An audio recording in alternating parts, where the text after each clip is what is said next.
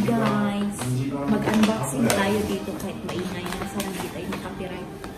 Magkaroon tayong wagashi na favorite dessert sa Japan or traditional dessert sa Japan. Ayun. Ito siya. Try na lang namin ito nabili. Ayan. Ano siya? Red na beans ang sulod. Parang hopya. Ayan siya. Box hopya.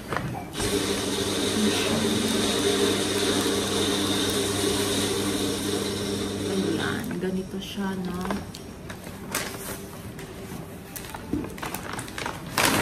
Tapos, dito ako excited kasi maganda yung presentation ng dessert.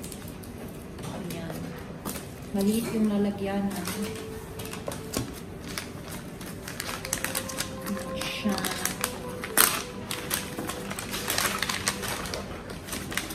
Ayan. Ito siya. This is it. Nandito ako sa coffee shop nag-unboxing. Wow! Tignan nyo, ang ganda.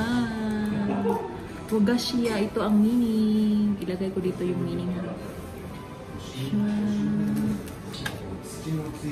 Ayan. I-zoom ko sa inyo, ha. Guys, ito siya. Yung presentation nila. Ano siya? Mixture siya ng mochi and sugar. Tapos food coloring. Ayan. Mga technique dito sa Japan. Iba-iba yung lasa nito. Ayan. Meron tong plastic. Ayan.